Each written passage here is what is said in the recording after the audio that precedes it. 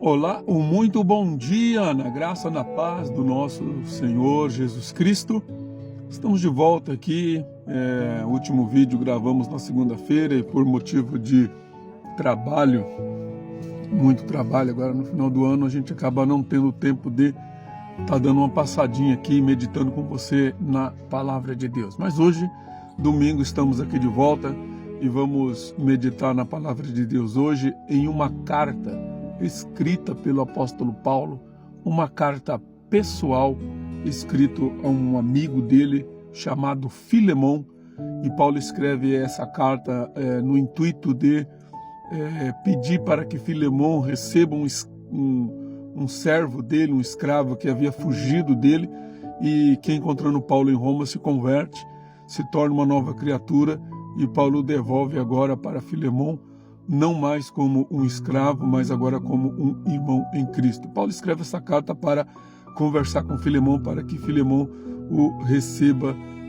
de volta. E o verso que eu escolhi para ler com você é o capítulo 1, né? Essa carta tem apenas um capítulo, o verso 4 e 5, que diz assim: Dou graças ao meu Deus, lembrando-me sempre de ti nas minhas orações, estando ciente do teu amor e da fé que tens para com o Senhor Jesus e todos os santos.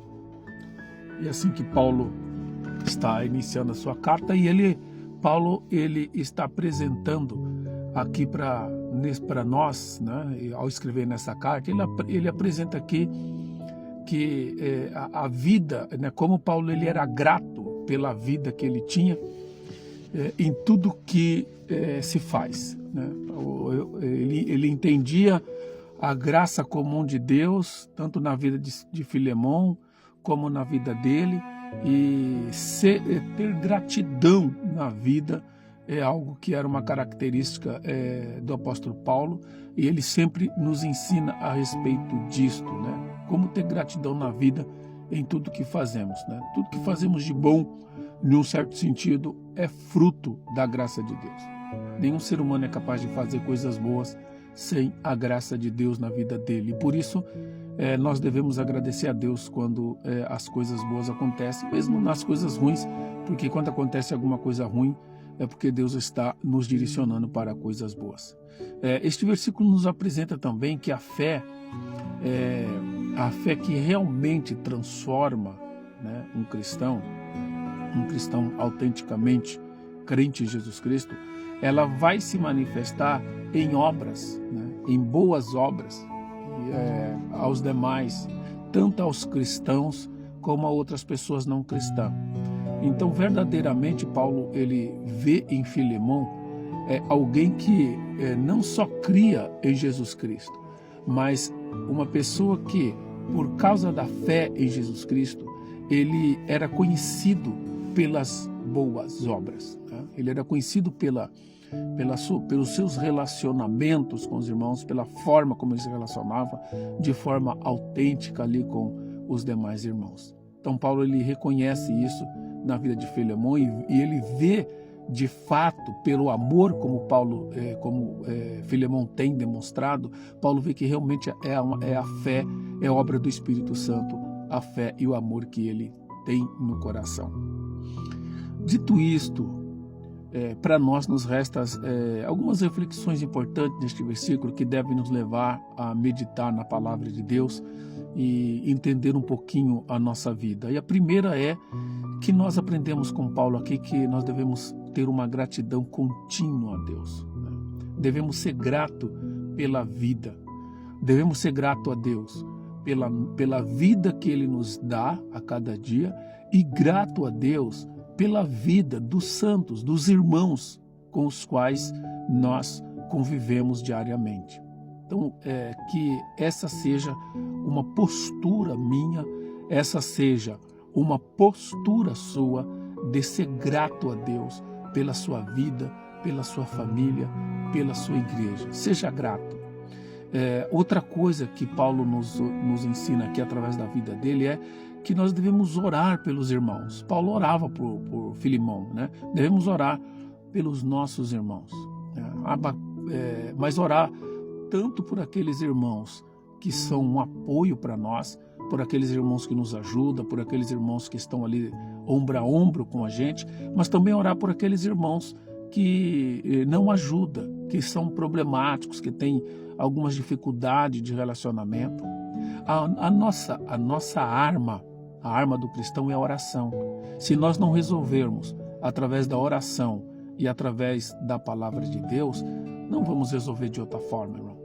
Então a oração é o único caminho que você tem para resolver os problemas e para agradecer a Deus. Uma terceira lição prática que Paulo nos apresenta aqui é que o amor, o amor, ele é resultado de uma fé prática. A fé, quando nós cremos em Jesus Cristo com o nosso coração e somos transformados pelo Espírito Santo, essa fé que nós temos em Jesus Cristo, que é dom do Espírito Santo, ela se traduz depois em amor concreto na igreja.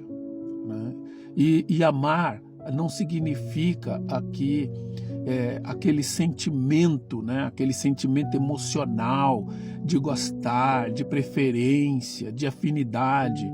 Esse amor aqui, como resultado de fé prática, é o mesmo amor que Jesus Cristo teve quando olhou para nós sem merecimentos.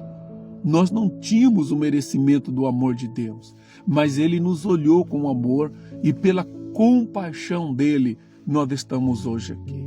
E essa mesma posição, essa mesma postura eu devo ter e você deve ter.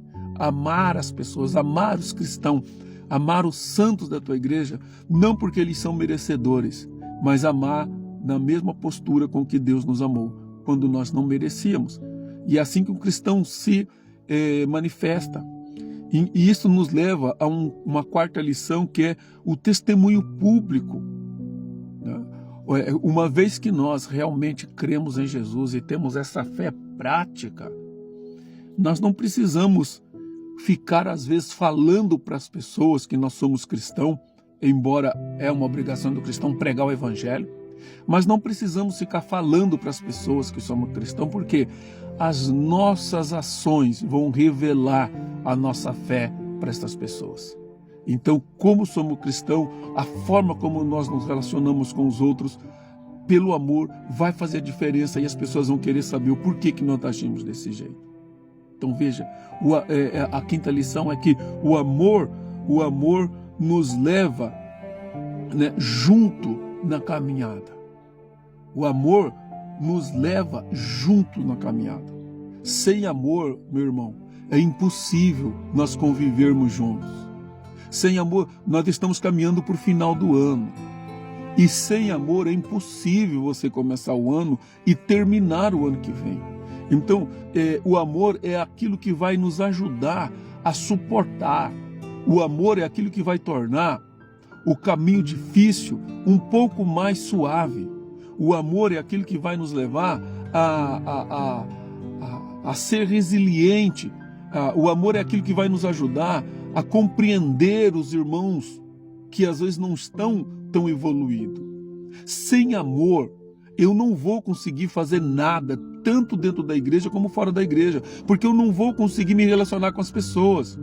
Porque se o meu relacionamento depende de que as pessoas me aceitem do jeito que eu sou e eu não as aceite, nunca isso vai dar certo. Então, você precisa dar um passo atrás e caminhar junto, mesmo com as diferenças. Precisamos caminhar junto, mesmo com as diferenças. Você não pode dizer que caminha junto com o cristão se você vai na sua igreja uma vez por semana, ou uma vez por mês. Tem pessoas que só vai na ceia, tem pessoas que só vai de 6 em 6 meses. Você não pode dizer que caminha junto quando você não tem uma frequência. Isso não é amor. Amor é estar junto, mesmo quando eu não quero estar. Ou seja, nós precisamos ser um exemplo a ser seguido, é a nossa sexta lição. Um exemplo a ser seguido. Muitos dão a desculpa de não ir para a igreja porque as pessoas estão dando mau testemunho e ele não quer compartilhar com isso. Agora, seja você um bom testemunho. Seja você um bom exemplo. Não saia da igreja porque você não teve exemplos para ser seguido. Mas seja você então esse bom exemplo. Não diga que você saiu da igreja por causa de A ou de B. Diga que saiu da igreja porque você não tem fé e amor suficiente para seguir. Então seja o exemplo na igreja, seja o exemplo de tolerância, seja o exemplo de paciência, seja o exemplo de pacificação, seja o exemplo de santo, seja exemplo. E por último, nós não vamos a lugar nenhum se não nos apoiarmos, se não nos ajudarmos. Irmão, é isso que Paulo está falando com Timóteo, com Filemão. E é isso que eu estou deixando para você hoje na tua igreja. Não pare de culpar os outros. Pare de culpar os outros e comece a agir como um cristão que serve a Cristo. Amém? Deus te abençoe. Nos vemos na próxima oportunidade. Até lá.